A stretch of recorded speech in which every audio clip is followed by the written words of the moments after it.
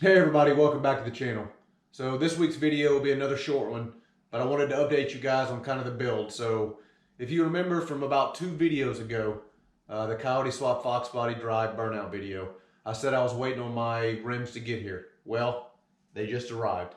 So let's take a look in the box, take a look at the rims, and I'll tell you after that kind of what backspacing I did and the size that I did and why. So let's take a look at the rims real quick.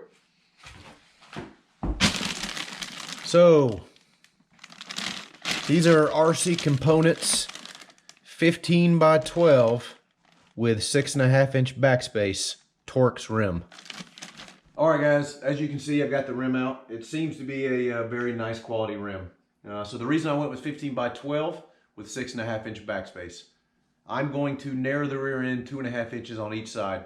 So these just actually came in as well. So these strange big bearing 9-inch ends for an 8.8. It's the H1138 strange ends.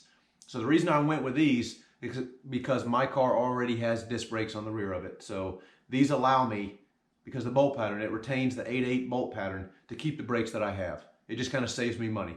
So that's why I went with these. And because I'm narrowing it 2.5 inches on each side and putting a 325 drag radial on it, the normal size that people usually run, and I've run before, is a 15 by 10 with 6.5 inch backspace. That usually has the tire stick out just a little bit more than I want. So with these 2 inches wider and me narrowing it 2.5 inches, that'll kind of tuck the tire in another 1/2 inch from what that normal, which most guys probably know exactly what I'm talking about, the 15 by 10 with 6.5 inch backspace. So that'll put it exactly where I want it and get the look that I want. So what we're going to do now is head up to MacFab beadlocks in North Carolina.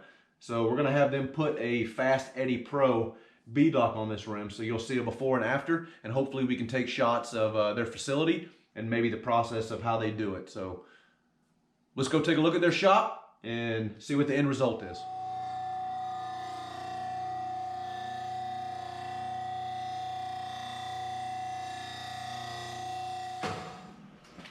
So as you guys saw, we just cut the lip off, and now it's on machine about to get the beadlocks welded on.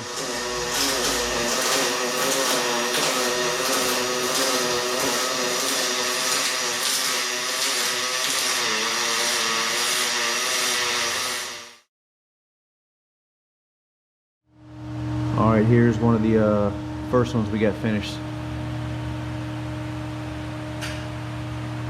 Looks fantastic. All right guys, so you saw the process of putting the beadlocks on. The company was MacFab Beadlocks out of Goldston, North Carolina. Super helpful staff, nice company. From the time I got there to the time I left was 25 minutes, so super fast. And I think they also do them at the racetracks as well. You'll see like their trailer.